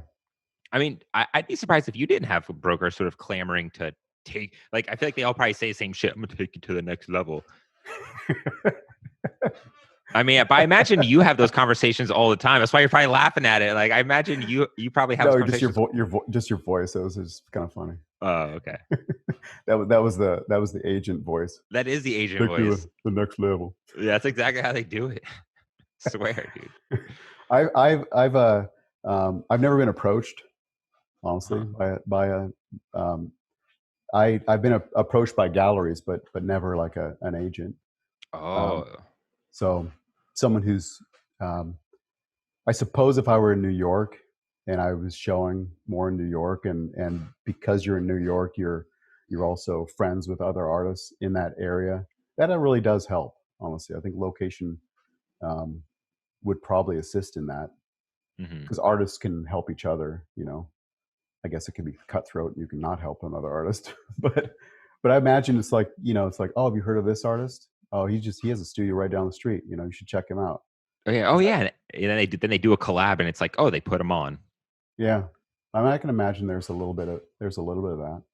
I don't know, man. I think you could, dude. I'm being completely honest, dude. Like, every time I've seen your stuff, it feels different than everything else I'm looking at. Like, I honestly think if you were like to go for it, you could, like, honestly make that sort of clout move up. But you said you don't want to, so I don't know what to tell you. Oh well, no, I wouldn't mind, but but as far as like giving up the actual me doing it all, which I think that's a level that I don't know. It's sort of like, that's a conversation, a big conversation, as far as like what is art? Is it the image itself, or is it the object itself? Is it for example, prints? If when a person buys a print, and it's a reproduction of the actual painting, is that art? It's just a reproduction of, or when I'm talking in terms of a painting, is the painting the art, or is there's like and I sort of wonder, depends on how much, like if I have a workshop and I had other people painting it, it almost feels like it would be like a manual print. It's like someone else. And I don't know. Like, is it yours at that point? Like, if you didn't do like 99 or 100% of it, like, can you really claim this is your piece of art? Same with a print, right? You're saying because it's not the original. Like, is this really that piece of art? Right. I mean, it's I suppose it's a subset, and I don't know. I may be in the minority, but when if I were to buy a piece of art, I would want to know that they created it, that they painted it, not from an assistant. Well, it definitely feels different. Yeah, I mean, this is something that's been in the art world forever. It's like you go to the National Gallery and it'll say from the workshop of, So. Oh, interesting. Like, it'll say from the workshop, huh? Yeah, and so not always, but sometimes it'll say that, or artwork was, it was a guild. You learn from the master. It's like that's how you would learn, right? You'd have the master, and that it was their workshop, and then you had all your underlings, and they were painting, and if it was good enough, then they would sign it, and it would come from that workshop. Oh, interesting. And so that sort of validated that it was a high quality piece of artwork because it came from the workshop of. Does that make sense? It's think of it as a craft, really. Well, it's like a finer print. If you have a hand painted print, but it's, even if it wasn't signed, it still feels like you own that piece, but you don't. Oh, well, I'm talking about not prints necessarily. I'm talking. Oh, okay. You're talking like originals? Yeah, I was talking about like the workshop of, like say, you see, let me just talk about Rubens, for example. It's like they're massive pieces. He didn't paint them all on his own, but it came from his workshop. So. Oh, that's a weird question right there, right? Like, did he really even paint that? Like, it's just someone copying his style. I'm sure he probably did, but no one really knows how much how much of an art, if you're working on these grand pieces, how much, what percentage. Yeah, I mean, I imagine when you get to that sort of level of like blue chip artists, you could only do so much by yourself, so you have to give up some control, and it comes down to a pure personal thing: is how much do you really want to give up? Yeah. I mean, if you have to, if you have a commission from, the church, or the pieces going to the cathedral, it's like you've got to get that, but you also have a backlog of, wealthy, wealthy patrons that also want a piece. Then you're gonna, and there are people that want to learn how to paint in your style or learn the craft, and potentially get good enough where they can start their own Mm. Workshop.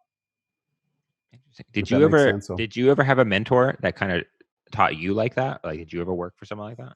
no, I actually wanted to when I was younger. Mhm. And when I was doing those Metalman paintings, I actually did have an intern. Oh wow. But she helped me organize. It was more like and helped me market and helped me build canvases. And then she asked if I could give her a demo, and so I gave her a demo, of how I painted certain things and stuff. So she never painted on my work, but it was more like a sort of a Jamie, I guess. So, what comes to your mind when you think of like masterpieces? Masterpieces. Yeah. Is that just a dirty word in the art world? It is probably, I suppose. Right? Like, is It's that just like a all-encompassing. cheesy? Yeah, right. Is that just like a cheesy, easy thing to slap on things? Like, I guess so. I mean, I've had students ask me in the past, is like, what makes that I've shown Rembrandt in my drawing class, for example, and I had a student ask me in the middle of class, is like, what makes his work so great? it's a good question. Why is his work considered an old master? Mm-hmm. And it's interesting. It's like that's that. I'm not an art historian. I'd actually say I'm more of a technician. Mm-hmm. That I know the ins and outs of the actual material itself. So I have to preface with that.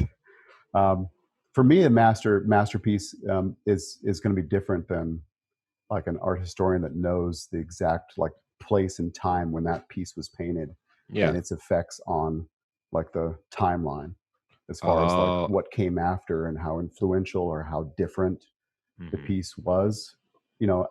Um, like Giotto, for example, using his perspective, he's considered a master because of his use of perspective at the time. Was like no one was able to do that. Well, So it was like the Mona Lisa. Why is that a masterpiece? Yeah, I hear you. Like, did that shift culture or something? Can an art historian go back and say when the Mona Lisa was painted, he changed the future conceptions of art? Like, is that why it is, or is it this is the first? I can't specifically talk about the Mona Lisa, honestly, because I don't know. I mean, there are a lot of artists that are famous that I still don't. I understand art historically why, but I don't really agree. And in that, or not agree, but just don't lift them up so high, I guess. So I guess Mona Lisa is probably one of the pieces. So it's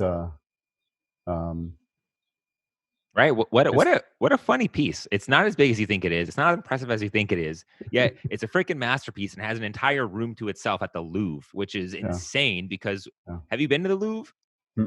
I haven't. I haven't been to France. You got to make that trip, dude. The Louvre, like, completely poops on anything we got here in DC, dude. Like, it's just, I'm sure, like 3 stories high, just like enormous gold framed original paintings. You're just like, what in the world? Like, it's so nuts. But something that's interesting about you is you kind of brought up a few times is that you actually teach students, which is surprising. Is it? I mean, I guess. I mean, if I was listening to this conversation, I'd be like, wait a minute, this guy isn't just some crazy, like, awesome. I mean, you are, but like, he isn't like some like real full-time artist. Like, you also teach, which is like a normal job. It's kind of it's It's interesting. Yeah. I teach at Georgetown University. I used to teach at the Art League also. Hmm. I was an adjunct professor, which adjunct is part time. Hmm. So I was an adjunct professor for like 15 years, I think. Hmm. So just a grind, teaching. At one point, I taught 6 classes a week, and so very little time to paint. Burning the candle at both ends. It's like Yeah. painting until 3 in the morning and then getting up with 5 hours of sleep and then going to teach, kind of thing, just to sort of get by. It's a lot of painting. So it was.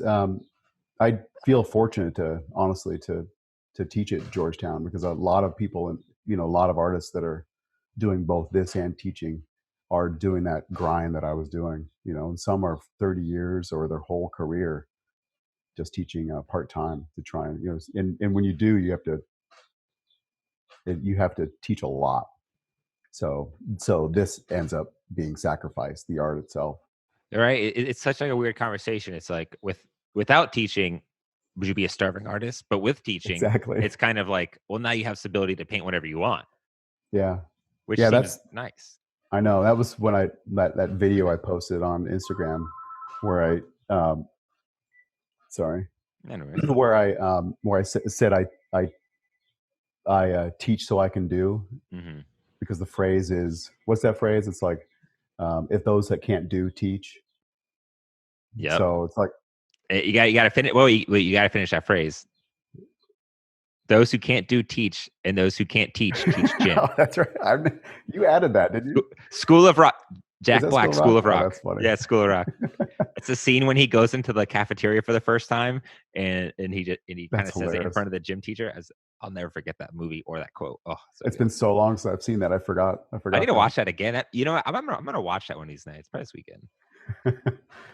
Yeah, it's like, yeah. So I've always thought of this as I teach so that I can have the freedom. Mm. But but I suppose if you get to the point of being the blue chip artist, maybe you then have the freedom, right? It's sort of like, well, you're still kind of teaching, right? All the minions. Yeah, that's true. You do. You want you're guiding them or teaching them. I know. I've always I don't know. I've always been really interested in the craft side of painting, and even my father used to be a carpenter, and he was always good with his hands, and I think I learned some of that from him, as far as like being able to just being dexterous and being able to manipulate things in space. And he happens to work in 3D, but I work flat. And so I was always good at, even in school, like when a professor asked for a certain project, I could kind of channel that and just like a chameleon, just like I can do whatever they would want, to get a good grade, quote, good grade. Yeah. So I don't know. I've always liked the nuts and bolts side, but to get with the teaching, that's I that's kind of how I teach. It's like how to paint in different, and actually honestly in different styles. Well, do you ever feel like you're sitting there teaching them one thing, but you don't agree with it? Like, that's something that I would wonder, is like, if you're sitting there teaching like out of a textbook, but then you're like, well, in actuality, you don't really want to do that. That like do you find yourself at war with that? Not really. Oh. I don't teach. I guess I don't teach what I don't agree with, I guess. Oh, I didn't know if you were actually teaching out of like a textbook or what was going on. No, we kind of have the freedom. We I guess teach our expertise. Mm-hmm. So the thing is my philosophy is with teaching is I want the student to be inspired to create when they're done. So they're not really learning my technique. They're learning. It's usually a conversation with the person and seeing what they're doing, and asking the important question of what they're trying to do, and then I can help them get to that level of what they're, sort of like a coach. Okay. Because I mean, everyone's different, and some people want to paint. Some people want to paint really realistically, and some people want to paint loosely and more abstract, and some people want to use a lot of paint. Some people want to use thin amount of paint. I mean, there's a certain level of mastery that at Georgetown that's the word we use, is mastery. Mastery. That we want people to have so that they can reach Yeah. the next level, like go from painting 1 to painting 2 to painting 3. But if you were to see my class, like at the end of the semester, everyone is painting something totally different. It's like That's so the cool. style, the technique. So it's different kinds of schools, like the academies, like the figurative academies. A lot of times they're learning a certain style. So are you like helping them find their voice? Are you helping them Yeah. sort of? Okay, so you help, like, That's it's it. not necessarily like painting 202 how to shade and like color wheel, but it's more so like, let's make you the painter that you want, that you should be, kind of thing. Yeah, that's it. I Ah, mean, we'll. sounds I mean, amazing. there's only so many things you can cover. Mhm. So I'll give demonstrations or talk about specific artists that sort of kind of help guide them, like Mm. look at this artist, or and reference what's, quote, a good good painting, a Mhm. successful painting. But so try and influence that way, but and call them out if it's like it's just done not so well. It's just like, well, you need to give a whole bullet list of things to fix. Yeah, I guess that's the So- difference between like a college kind of art class and like a high school art class. yeah. Yeah. The college is a little more free form. Your teacher's skilled. He's not some like I think the cool part is like you're not some like flunked out wannabe artist. You're actually doing the shit you teach. And so the kids probably feel better. They're like, oh yeah, like this guy's actually exhibiting. His work's actually really good. Like, I'll listen to him. That's Yeah. what I would think. Because like I can't say, when I went to school for like audio engineering, and my teacher was a loser. Yeah. I was like, I don't care what this guy says. I was like, this guy, he doesn't have any hits. He doesn't have no gold records. I don't. If he's gonna tell me to mix my low end like this, I get it, but I Yeah. don't care. He's Yeah. not the There's show. a line there, isn't it? And students know, right? I mean, you're talking, students know whether you know what you're talking about. I mean, I remember in undergrad, the same thing. It's like, there's some professors that were really good, but I was like, I can't find any. I don't know. Do they still do their work anymore? It's like Right? my drawing professor. I was like, that was one of the things that was being, all the students would ask, like, have you ever seen his drawings? No, I've never seen his drawings. Does he ever give demos? No, he never gives demos. So it's like you wouldn't, but he was great at like critiquing and telling you what you needed to change. So it's like this weird, like, Yeah. so I don't know. It's important. I know at Georgetown, it's important they consider themselves like, they talk about them as being a research college. Mm. And so It's a nice school, man. That Georgetown's the people. If you're listening, and you don't know or watching, Georgetown's a nice ass school. It looks like Hogwarts. yeah, and this is my research. My wife thinks it's funny that I call this my research, but that's what it like. It's not like a scientific lab, where we're researching, like studying the virus or anything like that. But this is in terms of your art career as a painting professor. They classify your painting as your research. Interesting. And so if I'm not doing my research, and that makes sense, then students aren't going to, they're not going to know that I'm actually out there, Yeah, you want to know your doing teacher's on it. the cutting edge. And from what Right. I've seen, you've been doing online art classes too, like because this whole Corona shit, and like you've been Yeah. having to teach online. What's that like? Yeah. It's a That challenge. seems terrible, man. Yeah. It was hard because we were given, like, I feel like it was 2 to maybe 4 days, because it was during spring break, where we were given the news, no one's coming back. Oh no. Jesus. So how do I change this real space, Mhm. class into an online class? So I had to rewrite, and I don't know, just learn on the fly. So I mean, I thought I did okay. Hopefully my students thought I did all right, but it was definitely took a lot longer, because I and feel it like you're was, missing so much. It's like a virtual art fair. Or a virtual art show. It's like you can't get up close and see your hand moving and see like the mixing yeah. of the stuff. You kind of have this like shitty Zoom call quality to you Yeah. painting. You're just sort of like, oh god, I can't believe I'm paying all this Georgetown money for this shit. Yeah. Yeah, that's the concern, I think, around all universities right now. Are students going to come back? Yeah, It's like, are they just going to sit out a year? Or are they just going to sit out a month? Or it's like, what?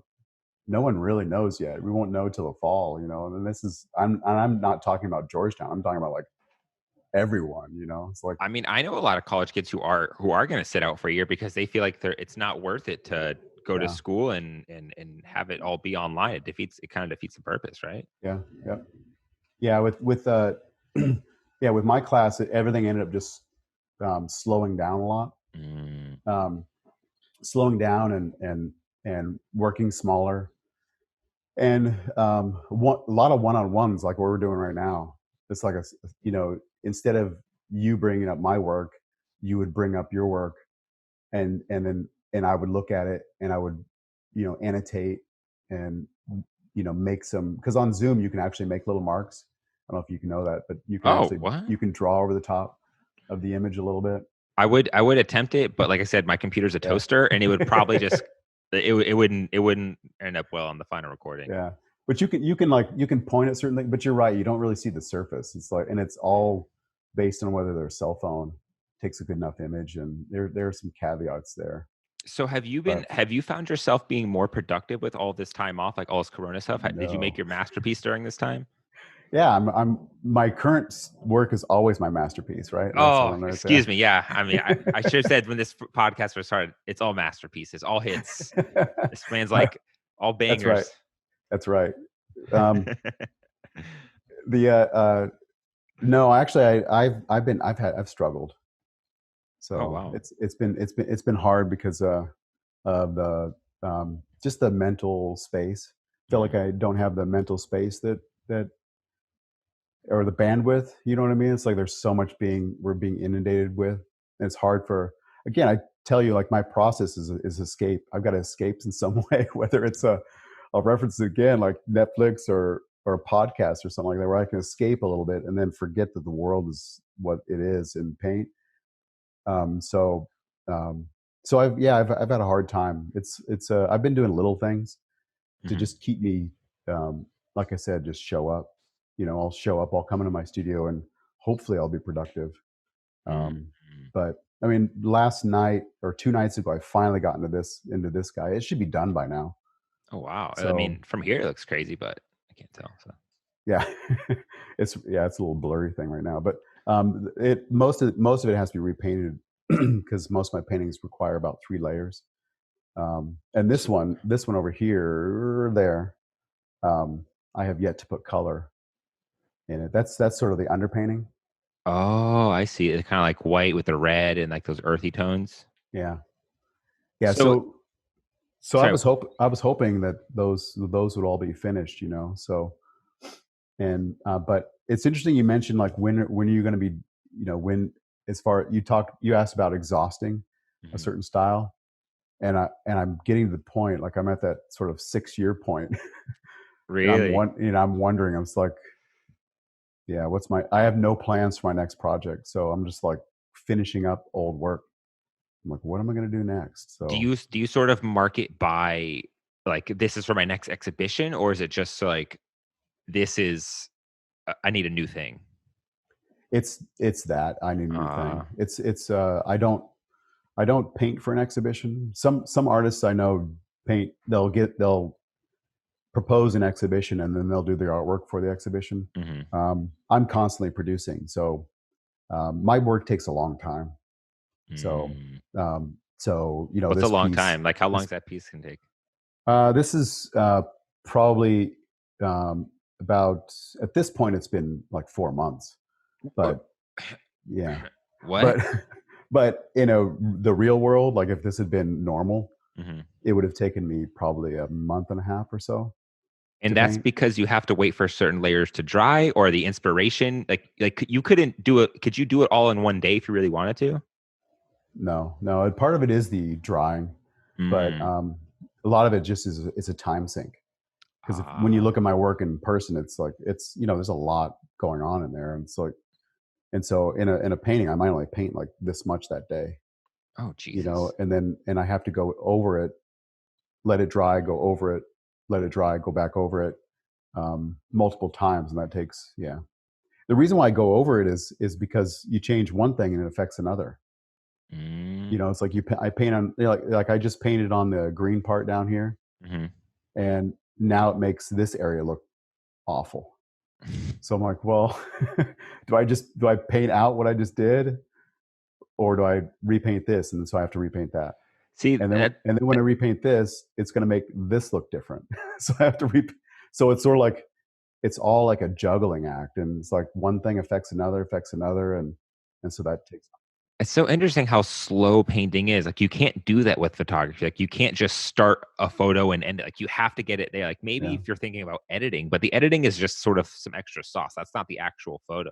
But like, it's so interesting that you could sort of paint a section, go back, paint over it, go like it's almost like knowing when it's done. I feel like if that was me, I would be perpetually painting one piece. I'd never finish it. Yeah. That's always the question. Like, when am I done? Right. You know, I had a student once at the art league that painted on his painting, I think, for 5 years. Oh my God. Yeah. Just stop. It was maybe even longer than that. It was a known thing. And once he finally finished, we were all celebrating at the end. It was like, yes, he's done. Oh my gosh. You know, because at the art league, I would teach the same class. I taught there for, like 15 years or so. And I had some students that would take the same class over and over and over again. And so that painting, I saw it from day one till the end. What's the art league? Is that like what is that? Oh, it's in Old Town, Alexandria. Okay. It's kind of tied to the Torpedo Factory. Mm-hmm. I don't know if you know the old Torpedo Factory down there. I've been there. Yeah, it's mostly in an annex building, not in the Torpedo Factory. It's somewhere else, but it's they teach adult classes there. Mm. Yeah, I've been in that building and looked at some of the artists in there. I was just sort of like, but I mean, yeah, kind of seemed like a retirement home if you ask me. But like, I was asked by a long time ago by a person that was like running the galleries, the studios there, said, "Why don't you apply?" And I told her at the time, and part of it was that what you're saying, but yeah, it just kind of seems like a bunch of like old, smelly, uninspired artists. I hate to say it, but like I've been in there. I was just sort of like, this seems like where artists come to die. I don't know about this. My issue at the time was that they were galleries instead of studios, and I needed studio space.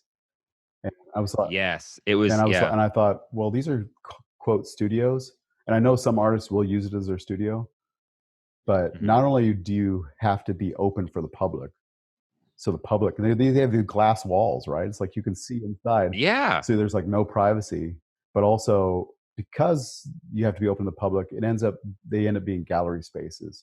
And so it does look less active, and I thought, well, I need an actual space to paint, and I need to be able to shut the door and just like close off from the world and just fuck some shit up sometimes. Just do stuff like it'd be so annoying if every time you wanted to go paint, you have like a tourist mob walking by your glass windowed like gallery.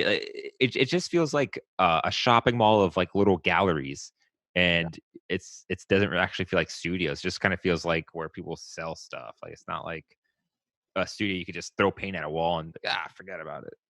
Yeah, it's hard though. Like a place like that, like they're trying to do outreach. It's like they're trying to get the public, and it sort of was the anchor, because Old Town was crime ridden, and it was really bad for a long time. And then of course the artists came in and fixed up the Torpedo Factory, and then started. And it was actually, it's a very laudable thing. It's like they sort of created the buzz and got businesses to come back.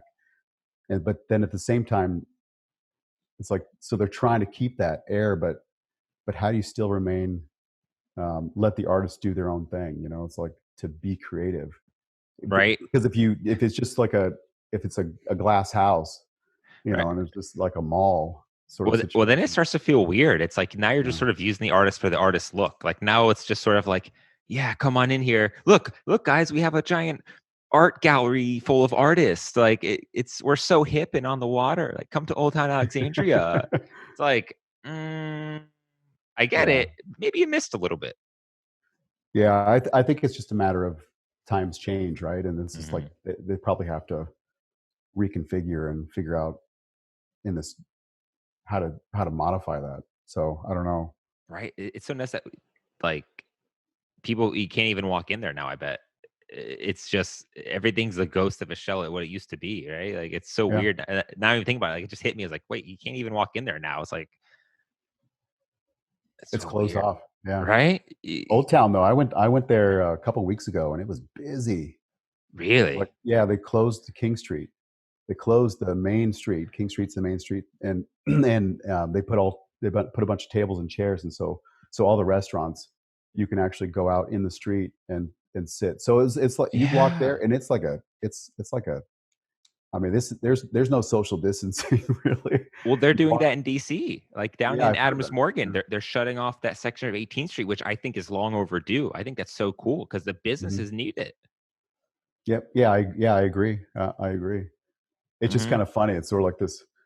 It's this sort of. It's very ironic, isn't it? It's like it's the social distance. Unless you're either going out to eat in the street or you're protesting, you don't have to. You know, it's like this. It's like.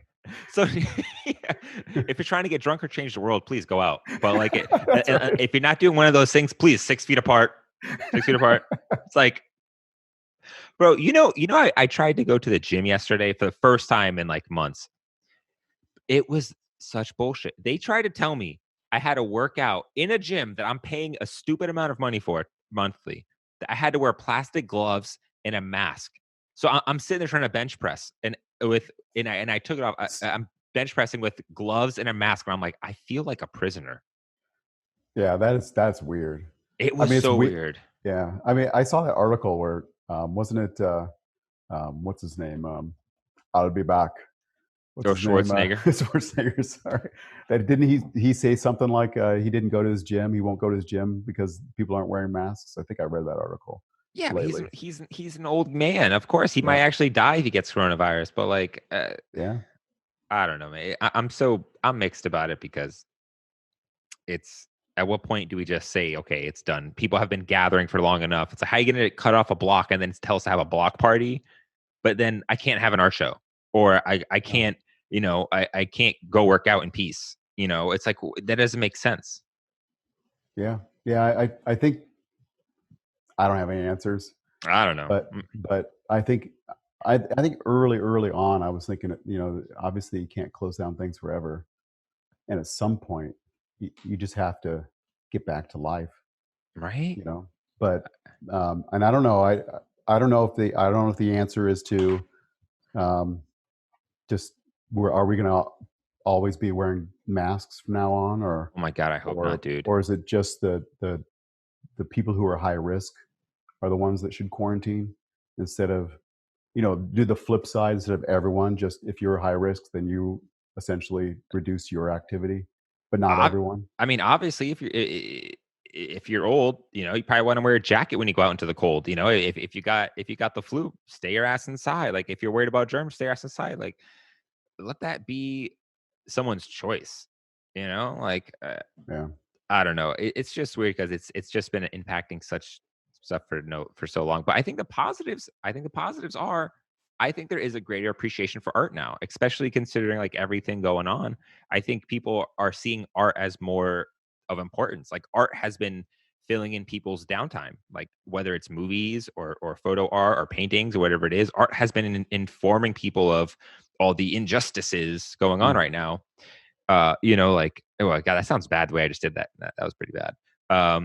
Didn't mean it like that, guys, but you know what I'm saying. With the air yeah, quotes, like injustices, like I didn't believe it. Like, no, there's bad stuff going on. Jesus, before the horde comes after me. No, there's bad stuff. But like art has been the communication vehicle for a lot of these things. Yeah, you're right. It's a weird irony in my, just the fact that I've found myself like it's been hard to produce. Where I've had students say that they've continued painting. I'm like, wow. Oh well, that's great.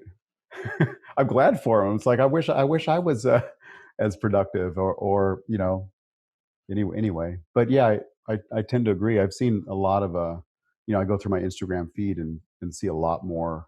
I guess what's the word? Connection in regards to like like you say, the injustices. No, we did more camaraderie in regards to that, I think. Yeah, I mean, personally, I feel like I just see so much with it. I'm so inundated with it. Like, I get it. I know it. I know what's going on, guys. I get it. You don't gotta tell me 1,000 times in 100 different Mm-hmm. graphically designed ways. It's just made Instagram uninspiring for me. Mm-hmm. Like, as much as I've unfollowed people that don't post stuff that's like inspiring to me, those people are now posting all that other stuff, and I'm like, like, damn it, like, can I just not deal with Corona or all the crazy stuff going on in the world for once? And people probably are mad that I even said that I don't want to deal with it right now. Sometimes I just want to escape and be inspired. It's like we're going from one thing to the next thing to the next thing, and I'm sure some great artist is going to churn out of this, but like, I don't know. I think that's healthy, honestly.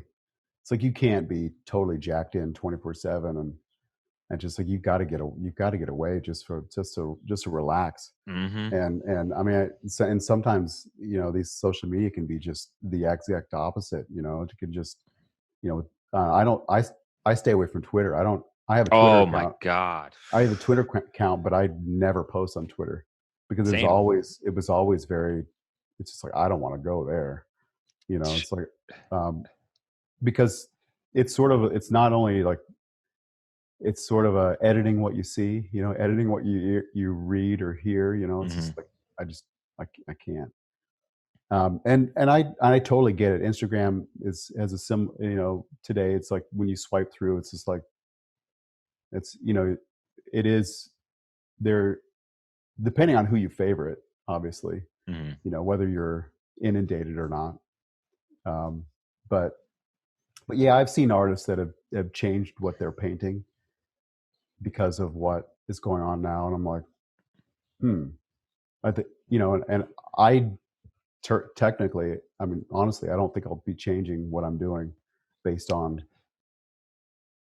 Yeah, that is peculiar. The way all of a sudden every artist is now like an activist. Like, that's kind of become the new sort of like acceptable ways to be an artist. Like, there was like a week when other protests happened, which I get it, where if you posted anything that wasn't related to Black Lives Matter, it was like, what are you doing? Like, you would be demonized for it, which is nuts. Like, and they would think that means you didn't care. It's like, no, no, no, I just didn't want to do that. But okay, I get it. It makes sense. And after that week, people got back to normal. But now it seems like this new norm of like art activism being the thing like to do, or almost like an easy horse to ride to art success.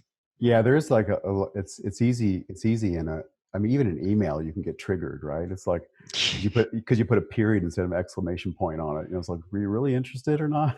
Yeah, right. And so I totally I totally get it with the Instagram. I actually kind of just pulled back and just sort of like just observed and just didn't want to get in the way. I never really thought my work was political at all, so I never really have pushed that angle, and so that's actually one another reason why I did pull back. It's like I didn't want to tie my work to anything external. Yeah, and there could be as positive and as well good as that could be. I think there might be a drawback where you might be seen as a political only artist. Yeah, and it wasn't necessarily for me like I was afraid of being concerned with being labeled that way. It's just that my work, I want it to be seen as many different things. You're right. It's like I guess maybe it's the same concern. It's just like a person from one culture seeing my pieces as one thing versus another culture around the world seeing as a whole different. You bring your own personal experience to it. Yeah, well, it's kind of like that weird dilemma where it's like if Scott Hutchison was doing everything he's doing now, but then all of a sudden he decides to start painting like Black Lives Matter content driven stuff, but then coincidentally now he's receiving all these grants and all these funds, and everyone's buying his artwork because of that. At what point are we exploiting a cause versus actually being an artist? I don't know. I just think, and it's really weird to watch me even talk about and tread on, right? Because no one wants to talk about this, but like, it's very easy to do activism art right now and be successful as opposed to be original. I guess I don't experience it because I haven't gone that way. So I don't know. I don't know how easy it is to then become successful. Maybe you could be right. I feel like art is hard to be successful no matter what. So I'll just one word of advice is to from like one artist to another is try not to follow any kind of fad. Just be yourself, and because I'm not saying Black Lives Matter is a fad, but I'm just saying in general, like because what is popular now will fade and with time, and it will be of its time, and it won't maybe work 10 years from now because it is of that time. So as long as to me, it's like, I've mentioned honesty before, and I've had people be like, what do you mean by honest? But I guess it's sort of like being true to yourself and the medium and the art, and like an honest investigation of the surface of the of what you're painting. If it becomes political, like if some of my work became political, I actually would be fine with it. But that's honestly how you felt. But it actually to me isn't political, and it's like and it's okay if someone else sees it that way, because to me my art doesn't exist unless someone looks at it or sees it. So those pieces you brought up earlier, those Metalman figures, are in my basement. And it's like no one will ever see them unless I post them, and then you just showed them. And it's like they don't exist otherwise. So that is kind of true. That's wild.